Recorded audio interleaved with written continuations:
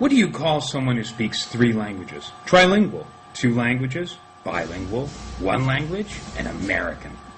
Of course, there are Americans out there, like me, who speak more than 1 language, but we're in the minority. Only 1 in 4 Americans even owns a passport. They don't travel abroad, so why bother with another language? Americans get their ideas about foreign countries from TV and movies. This explains why some Americans are convinced that the U.S. is the best place, the only place to live in the world. But is the U.S. truly number 1? We are number 1 in certain areas. We've got more guns than anybody. The United States has 90 guns for every 100 citizens. Coincidentally, and I say this with a lot of sarcasm, we also have more firearm murders per capita than any other rich nation, 5 times more than Switzerland. Handgun murders are 200 times higher than Japan. We also have more people in prison, 2.1 million to be exact. That's 5 times the population of Luxembourg. This statistic is meaningless to most Americans since they have no idea that Luxembourg even exists, or that its per capita GDP is almost twice that of the U.S. I'll put that in layman's terms. They're about twice as rich as we are. You know, it's not just the easy availability of guns that makes this the deadliest rich country. It's our attitudes as well. Nearly 1 out of 4 Americans believes that using violence to get what he wants is acceptable, and 43% of Americans think torture is sometimes justified. We also like to export violence, and I'm not just talking about movies, TV, gangster rap, and video games. The U.S. is the number 1 arms seller in the world. We may not be able to export democracy, but we sure can deliver death. Speaking of killing, we've got the world's strongest military. It damn well better be, since we spend more than the next 14 nations combined. That's nearly $500 billion per year. And what do we get for it? The Taliban is harvesting a record opium crop in Afghanistan. We can't catch Osama bin Laden. And the Iraq War has turned into a giant quagmire. Well, at least if you're one of the thousands of amputee veterans coming home from Iraq, you can go to the Walter Reed Army Hospital and have a rat as a roommate. Is God blessing America or what? That's too depressing to think about. So let's focus on the economy. We've got the world's largest. We're number 1 in total GDP, baby. We're also the most productive on the planet. In 2006, each U.S. worker produced almost $64,000 of wealth. Too bad he had to work more than anyone else to do it. We have longer hours and less vacation time than anyone in the world, even the Japanese. Our income distribution is beginning to resemble that of a third world country. The top 10% of Americans earn 30% of the income. This puts us in the middle of Laos and China for income inequality. Even Ghana and Bangladesh manage to do better than that. The worst news of all is that we don't save what we earn. Americans have a personal savings rate of less than 0. It hasn't been this low since the Great Depression. How did this happen? Massive borrowing, especially home mortgages. Everybody was rich on paper, but all that equity has vanished in the housing crash. And so will all the credit-fueled consumer spending that's been fueling the economy until now. Don't expect the government to bail us out either. They borrow huge amounts of money from Japan and China just to keep us afloat. Even if foreigners keep buying up our national debt, it's doubtful Social Security and Medicare, as we know them, will even exist by the middle of the next century. Our entire country is going bankrupt. But hey, isn't health more important than money? Don't we have the best health care money can buy? Yes and no.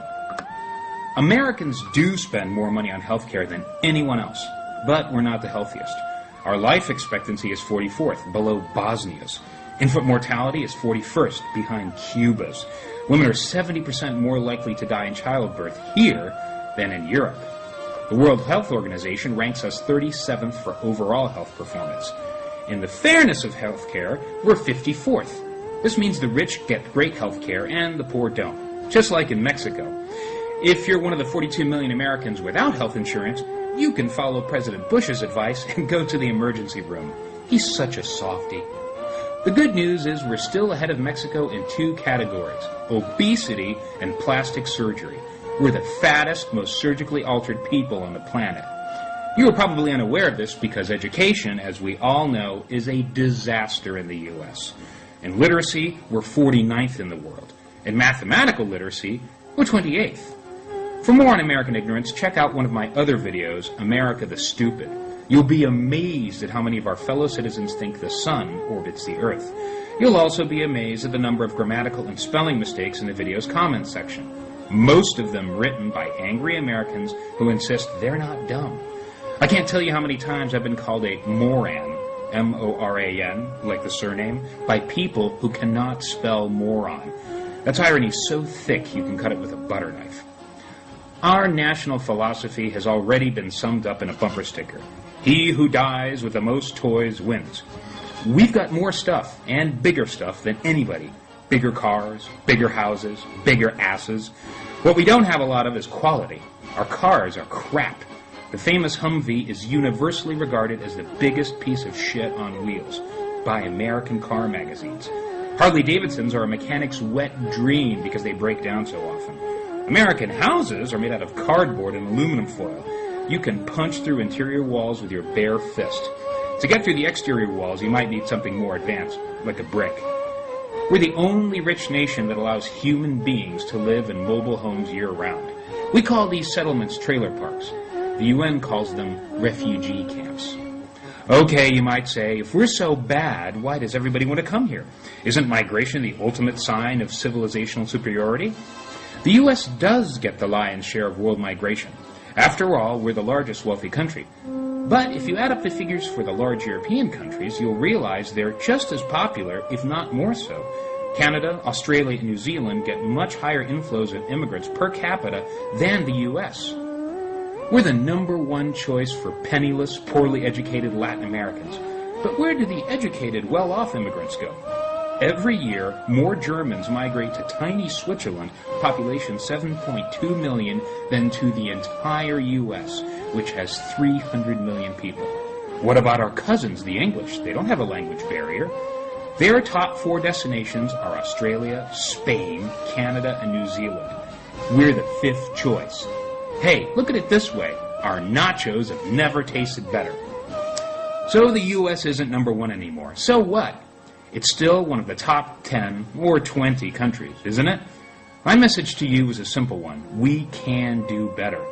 The real problem is complacency.